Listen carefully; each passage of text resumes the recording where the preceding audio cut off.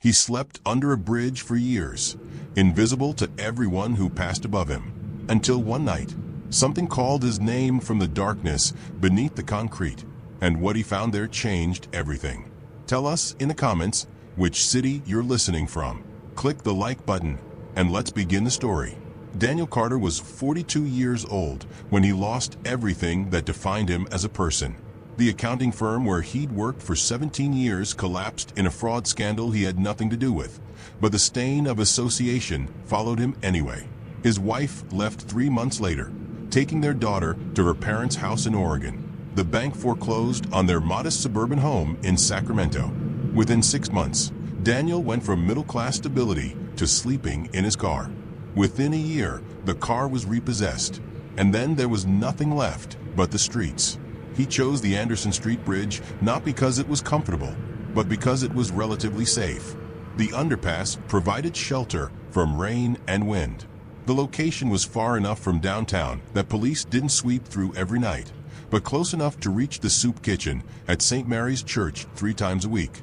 Daniel had been living there for 4 years when the voice called his name. For years of invisibility. For years of watching shoes pass overhead through the gaps in the bridge's concrete guardrails. Expensive leather Oxfords belonging to lawyers heading to the courthouse. Worn sneakers of construction workers catching the early bus. The clicking heels of women rushing to office jobs, their lives continuing in straight lines while they spiraled downward into a chaos he couldn't escape. Most nights were the same. Daniel would spread his sleeping bag on the flattest section of concrete beneath the bridge's southern support column. He'd eat whatever he'd managed to collect that day. Leftover sandwiches from the church, donated bread from the bakery that knew him by sight, occasionally money for a burger if someone had given him cash instead of just walking past. He kept his possessions in 2 shopping carts chained together. Clothes in garbage bags, a tarp for extra weather protection, books he'd rescued from library donation bins, a battery-powered radio that still worked if you hit it just right. The other people who sometimes sheltered under the bridge came and went. Raymond, the Vietnam veteran with shrapnel still in his leg. Maria, who'd fled an abusive husband and couldn't risk going to a shelter where he might find her. A rotating cast of younger men and women, some struggling with addiction, others simply crushed by circumstances they couldn't overcome. Daniel kept to himself mostly. He'd learned that forming attachments in this world meant experiencing constant loss as people disappeared, sometimes into recovery programs or housing, more often into hospitals, jails, or simply vanishing without explanation.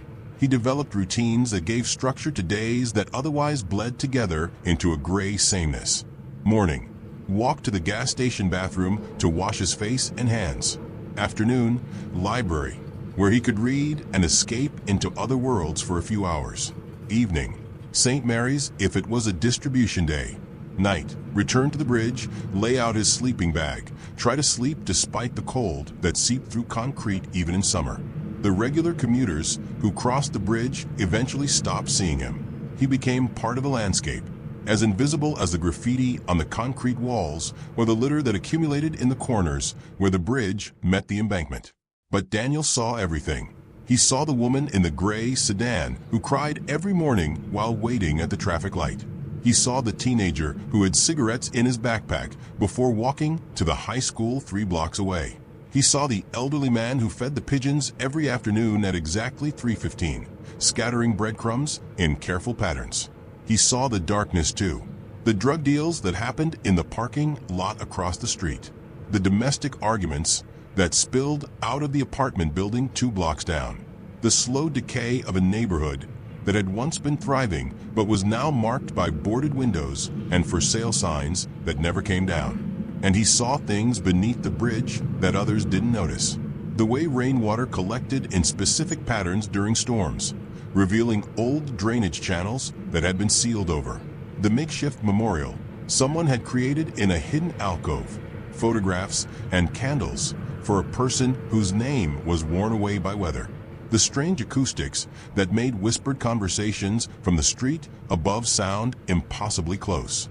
It was the acoustics that Daniel noticed first, 3 weeks before the voice called his name. He'd been lying on his sleeping bag, unable to sleep despite exhaustion. when he heard two men talking on the bridge directly overhead. Their conversation was clearly audible through a crack in the concrete. "Told him we'd handle it quietly," one voice said. "No police, no publicity. Just make it disappear. And if someone asks questions, no one's asked questions in 30 years. No one's going to start now." The conversation moved away as the men walked across the bridge. Daniel lay there wondering what they were talking about. Probably something illegal, but that was none of his business. He'd learned long ago that the fastest way to make your situation worse was to get involved in other people's problems. But the conversation stuck with him. 30 years. What had happened 30 years ago that people were still trying to keep quiet? He started paying more attention to the bridge itself. During the day, when he wasn't at the library or searching for food, he examined the structure more carefully than he ever had before. The Anderson Street Bridge had been built in 1962. Utilitarian concrete span that carried 2 lanes of traffic over the railroad tracks and industrial area below. It wasn't beautiful or historic, just functional infrastructure that people used without thinking about it. But beneath the functional exterior, Daniel began noticing details he'd overlooked in 4 years of living there. Sections of concrete that had been patched and repaired, but not evenly. Areas where the original construction seemed to have been modified. Walls added in places that didn't match the bridge's basic architecture. One section in particular caught his attention. Near the eastern support column, there was what looked like a sealed doorway, a rectangular outline in the concrete, filled in but still visible if you knew where to look. It was partially hidden behind a section of chain link fence that had been installed to prevent people from accessing the most dangerous areas beneath the bridge. Daniel had walked past that section hundreds of times without really seeing it. But now, with the overheard conversation echoing in his mind, he couldn't stop thinking about it. What had been behind that door? Why had it been sealed? And what did it have to do with something that happened 30 years ago? He told himself to forget about it. He had enough problems without creating new ones by getting curious about urban infrastructure mysteries. But 3 weeks after hearing that conversation, on a Tuesday night in late October, Daniel woke suddenly from a dream he couldn't remember. The underpass was dark except for the orange glow of distant streetlights. Traffic was minimal at this hour, maybe 2 or 3 in the morning. And then he heard it, his name, spoken clearly in the darkness. Not shouted, but distinct. "Close. Daniel." He sat up quickly, heart hammering. There was no one visible in the shadows beneath the bridge. Raymond was gone. He'd gotten into a veterans housing program 2 months earlier. Maria had moved to a shelter in a different part of the city. Daniel was alone. "Who's there?" he called out, his voice rough from disuse. He rarely spoke to anyone anymore. No response.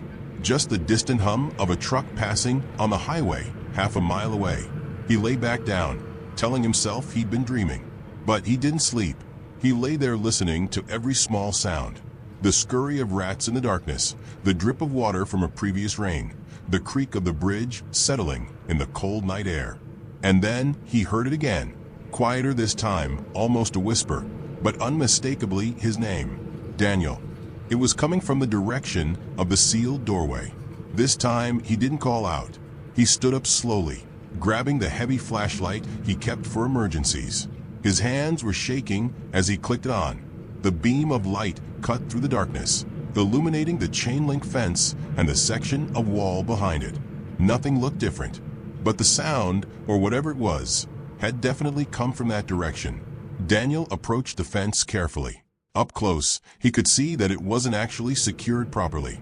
The bottom had been bent up at some point, probably by previous residents of the underpass looking for places to stash things or escape quickly if needed.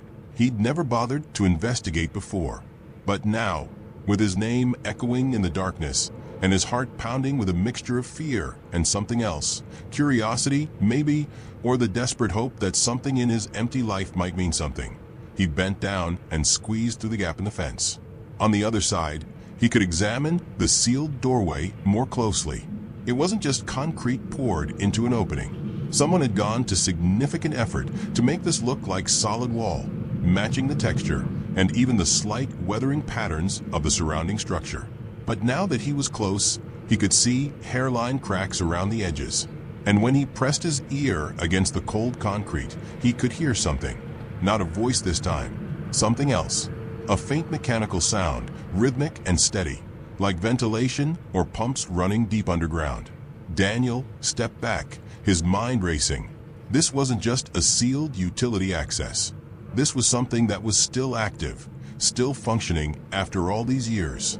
He thought about the conversation he'd overheard. Make it disappear. No one's asked questions in 30 years.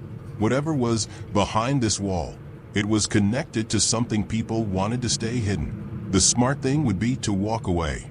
Go back to his sleeping bag, forget he'd heard anything. Continue the quiet routine that had kept him alive for 4 years. But Daniel had lost everything already. What did he have to lose by knowing the truth? He examined the sealed doorway more carefully, running his flashlight along the edges. And that's when he found it, a small metal panel at knee height, almost invisible because it had been painted to match the concrete. The panel had a keypad, old technology, the kind used in the 1980s, with worn buttons that still glowed faintly when his flashlight beam passed over them. Someone had been maintaining this. Someone had been here recently enough that the keypad still had power. Daniel's fingers hovered over the buttons. He had no idea what the code might be. But before he could talk himself out of it, he pressed a sequence almost at random. 1-9-6-2, the year the bridge was built. Numbers he'd seen on the dedication plaque near the street level. Nothing happened. He tried another combination, then another. After the 5th failed attempt, he was about to give up when he noticed something. The number 7 button was more worn than the others. So was 3, and 1, and 9. He tried 7-3-1-9. The keypad beeped once, then went silent. Daniel held his breath. Nothing happened for 10 seconds. Then 20. He was turning to leave when he heard a sound that made him freeze. A mechanical click, then a low grinding noise as something ancient and heavy began to move. The sealed doorway wasn't solid at all. It was a door camouflaged to look like wall. And it was opening. Cold air rushed out from the darkness beyond, carrying a smell that Daniel couldn't identify. Something metallic and stale, like a room that hadn't been opened in decades. He should run. Every instinct screamed at him to run. But instead, Daniel stepped through the opening into a darkness that would reveal secrets people had killed to protect. Secrets that would transform him from an invisible homeless man into something he'd never imagined possible. The last thing he saw before the door closed automatically behind him was his sleeping bag beneath the bridge, abandoned in the orange glow of distant streetlights, a life he would never return to. Because what Daniel found in the darkness beneath the Anderson Street Bridge wasn't just a hidden room. It was evidence of a conspiracy that had shaped his city for 3 decades. It was the answer to dozens of unsolved disappearances. And it was the key to destroying the powerful people who had put him on the streets in the first place. But he didn't know any of that yet. All he knew in that moment was that he was standing in a concrete corridor lit by emergency lights that shouldn't still be working after 30 years. And somewhere ahead in the darkness, machinery hummed with purpose he couldn't begin to understand. Daniel moved forward slowly, his flashlight beam revealing a corridor that extended far deeper than should have been possible given the bridge's foundation. The walls were smooth concrete, interrupted every 20 feet by doors marked with numbers and symbols he didn't recognize. The first door was labeled Storage A7. It was unlocked. Inside, Daniel found rows of metal shelving units loaded with file boxes, thousands of them, each labeled with dates spanning from 1963 to 1989. He pulled a box at random.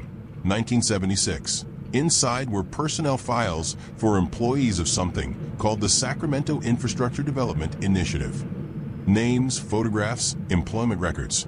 But also something stranger, psychological evaluation forms, security clearance levels far beyond what normal construction workers would need, and notations and margins that reference subject compliance and protocol adherence.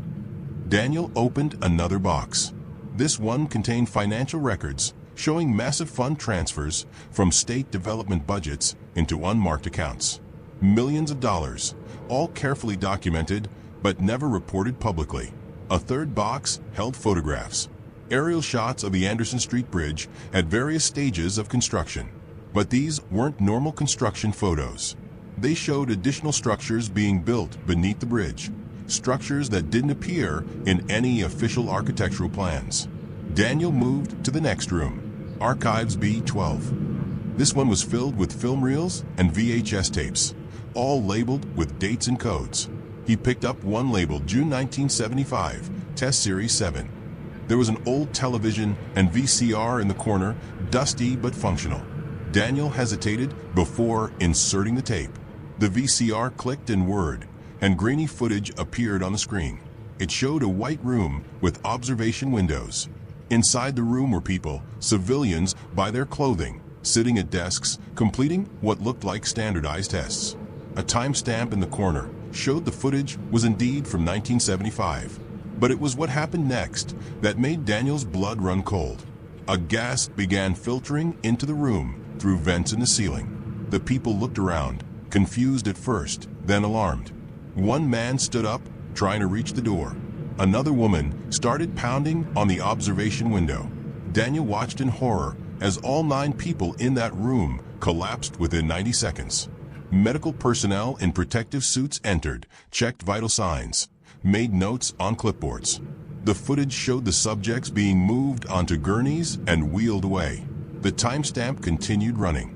5 minutes later, some of the subjects began waking up. They were given questionnaires. Their responses were filmed. The tape ended. Daniel stood frozen, his mind trying to process what he'd just witnessed. This wasn't just hidden infrastructure. This was a research facility, and the research involved experimenting on people without their knowledge or consent. He ejected the tape with shaking hands and moved to the next room. Medical records C4. Filing cabinets filled with detailed documentation of test subjects. Names he recognized from missing persons cases he'd seen on old newspapers in library archives. People who had supposedly run away or disappeared under mysterious circumstances in the 1970s and 1980s. But according to these files, they hadn't disappeared. They'd been taken, recruited under false pretenses, or sometimes simply abducted, subjected to experiments testing the effects of various chemical compounds on human behavior and physiology. Some files ended with notations like subject expired during trial 14. Others simply stated, released with memory modification protocol applied. Daniel's hands were trembling so badly he almost dropped the files. This was real. This had actually happened, right beneath a public bridge in Sacramento, while normal life continued overhead. And then he found his own name. It was in a file labeled Collateral Subjects Secondary Exposure. His photograph from 17 years ago, back when he still had the accounting job and the house and the family. The file contained detailed information about his employment, his daily routine, his family members. There was a note dated 6 years ago, shortly after the accounting firm's collapse. Subject C, 847, represents acceptable collateral damage. Financial destruction protocol implemented successfully. Monitor for compliance with projected trajectory. Daniel read it 3 times before the meaning fully penetrated. The scandal that destroyed his employer hadn't been real. It had been manufactured. The firm had been targeted because it was getting too close to discovering financial irregularities in city infrastructure contracts. Contracts that had funded this hidden facility. And he had been destroyed along with it. Not because of anything he'd done, but because he was in the way. Collateral damage. The rage that flooded through him was unlike anything he'd felt in 4 years of homelessness. All the shame, all the self-blame, all the nights wondering what he could have done differently. It had all been a lie. He hadn't failed. He'd been deliberately ruined by people protecting a criminal conspiracy. Daniel moved deeper into the facility, room after room revealing more horrors. A laboratory with equipment still running, maintaining samples that should have been disposed of decades ago. A detention area with cells that showed evidence of long-term human occupancy. A control room with monitors displaying camera feeds from locations all over Sacramento, including several homeless encampments. They were still watching, still monitoring. This facility might have been officially abandoned, but someone was maintaining it, using it, keeping the conspiracy alive. And then he found the current operations center, a computer room with modern equipment that looked less than 5 years old. The computers were in sleep mode, but still running. Daniel touched a keyboard, and a screen flickered to life. No password required. Whoever had been here last hadn't bothered to log out, probably assuming no one would ever find this place. The screen showed an email program with hundreds of messages. Daniel began reading, his horror growing with each revelation. The facility beneath the Anderson Street Bridge had been officially decommissioned in 1989 when political pressure following the Cold War made such programs untenable. But it hadn't been destroyed. Instead, it had been mothballed, its existence scrubbed from official records. And 20 years later, when the same political figures who had created it needed a place to hide evidence of new crimes, financial fraud, illegal surveillance, political blackmail, they had reactivated portions of the facility. The emails referenced names Daniel recognized: the current mayor, 3 city council members, the police chief, a federal prosecutor, business leaders whose faces appeared regularly in the Sacramento Bee's society pages. All of them were using this facility to store evidence they couldn't risk keeping anywhere that might be subject to legal search warrants. All of them benefiting from crimes that had roots in experiments that had killed or destroyed hundreds of lives. Daniel sat in that computer room for hours, reading through file after file, understanding for the first time the true scope of what he'd discovered. This wasn't just about past crimes. It was about ongoing corruption that touched every level of Sacramento's power structure. And he had evidence. Detailed, documented, impossible to deny evidence that would destroy everyone involved if it ever became public. But he was just one homeless man with no credibility, no resources, no way to expose this that wouldn't immediately result in his own disappearance. Daniel looked at the computer screen, at the names of people who had destroyed his life without a second thought, and made a decision that would change everything. He wasn't going to run. He wasn't going to hide. He was going to use their own system against them. For the next 72 hours, Daniel lived in the hidden facility beneath the bridge. He didn't return to his sleeping bag or his shopping carts. He stayed underground, eating from emergency rations he found in storage, sleeping in short intervals, working. He copied every file, every document, every email. He used the facility's own equipment to create encrypted backups stored on flash drives he found in supply cabinets. He organized the evidence methodically, creating a timeline that would be impossible to dismiss or discredit. But more importantly, he studied the people involved. He read their emails, learned their schedules, identified their weaknesses and fears. He discovered which ones were true believers in the conspiracy, and which ones were just opportunists who would turn on each other if given the right incentive. And he found something even more valuable: proof that several investigative journalists had gotten close to the truth over the years, only to have their stories killed by editors who were either bribed or threatened into silence. But one journalist in particular had never stopped investigating. Catherine Wells at the Sacramento Tribune had been writing about infrastructure corruption and missing persons cases for 15 years, always knowing there was a connection, but never quite able to prove it. Daniel found her email address in the facility's surveillance files. They'd been monitoring her for years, worried she might stumble onto something. But they'd never bothered to stop her permanently because they didn't think she posed a real threat. They were wrong. Daniel composed a message carefully, knowing this would be his only chance. He couldn't send it from the facility's computers. That would be traced immediately. He needed to use a public computer where the connection couldn't be linked back to him. On the 4th day, he left the facility for the first time, carrying multiple flash drives hidden in the lining of his coat. He emerged from the hidden door beneath the bridge just before dawn, the mechanical seals closing automatically behind him. The sleeping bag was still there, untouched. To anyone who might have passed by, it would look like he'd been there all along. Daniel walked to the public library when it opened at 9. He used one of the public computers to create a new email account, then sent Catherine Wells a message with a single sentence and a link to a cloud storage drive where he'd uploaded selected files. The Anderson Street Bridge isn't just infrastructure, it's evidence. He didn't sign the email. He didn't provide any identifying information. He just sent the evidence and waited. Catherine Wells received thousands of emails a week. Most were junk, conspiracy theories from people who saw patterns in everything. She almost deleted the anonymous message without opening it. But something about the specific reference to Anderson Street Bridge caught her attention. She'd written about missing persons cases connected to that area. She'd investigated infrastructure contract irregularities that seemed to center on that location. She clicked the link, expecting more paranoid rambling.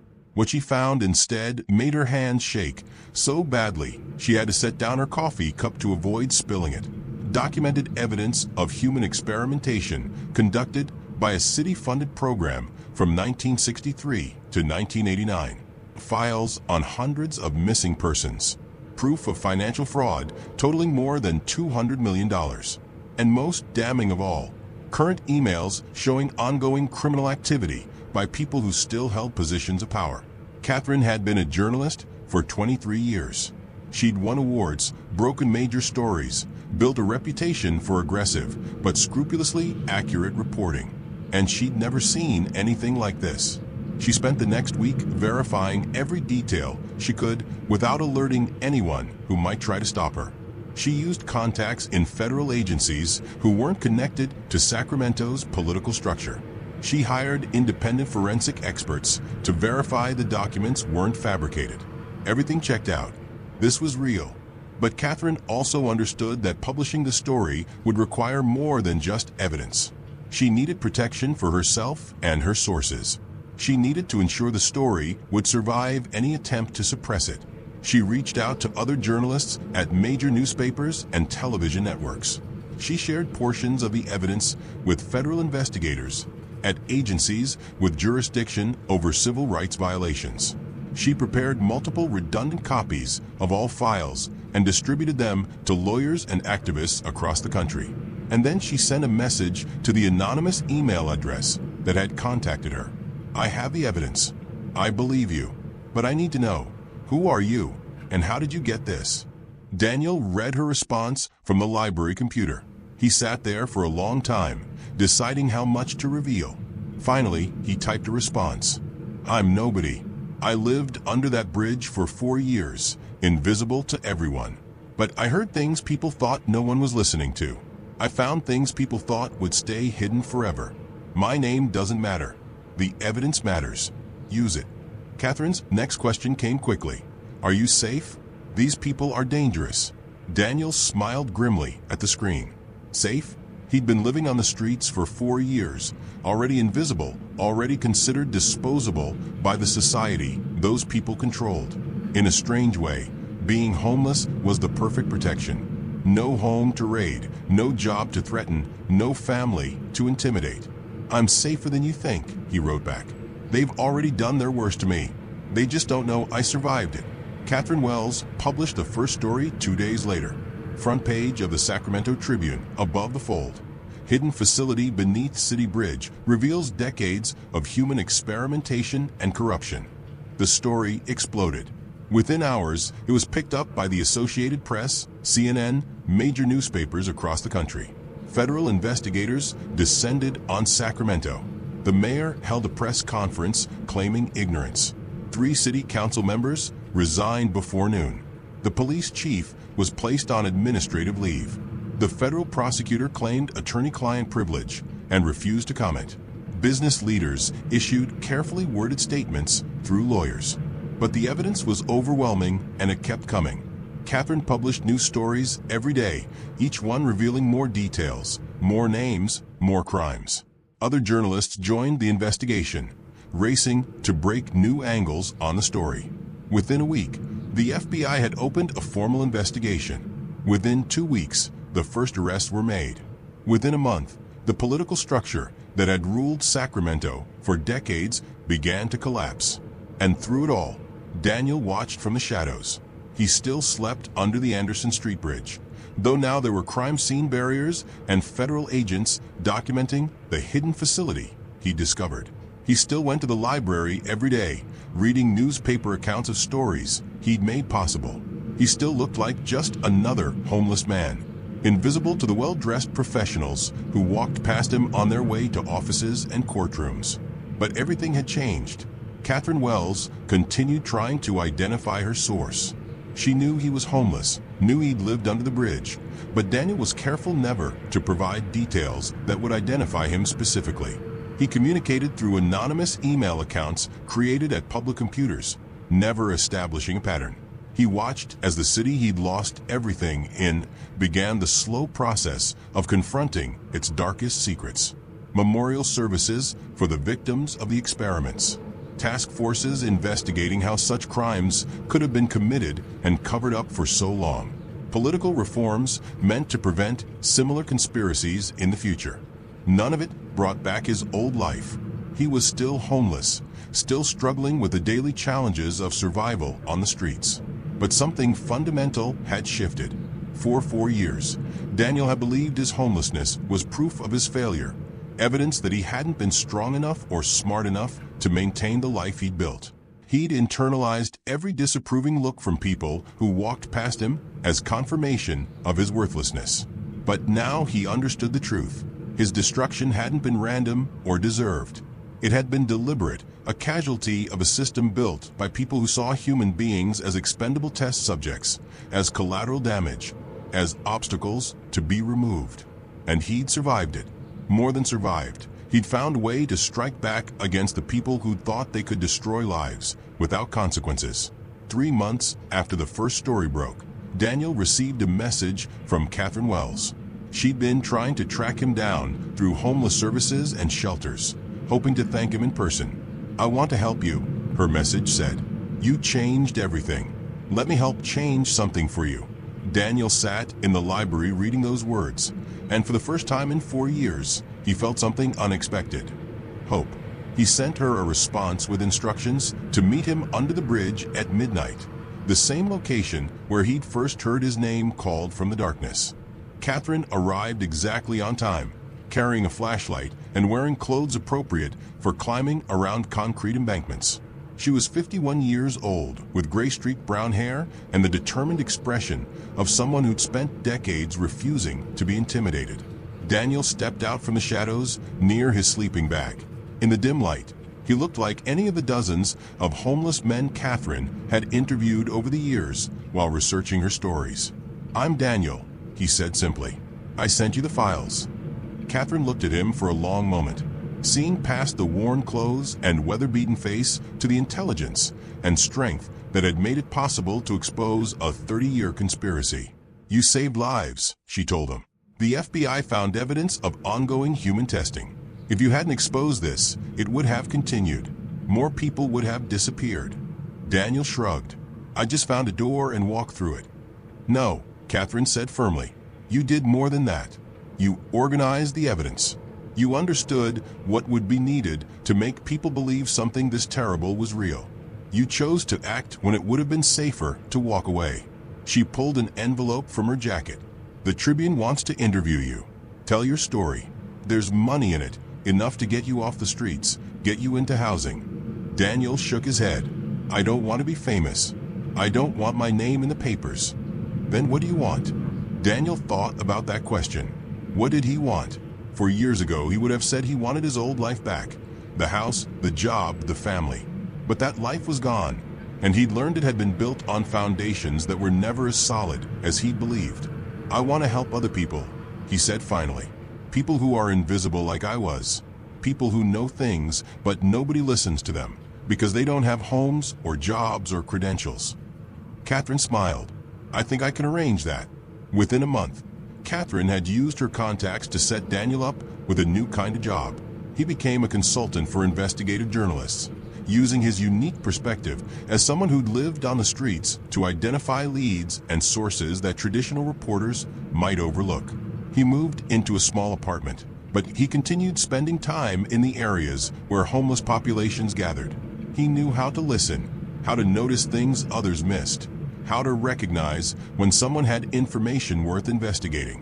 His work led to stories about corruption in city contracts, abuse in homeless shelters, exploitation of undocumented workers.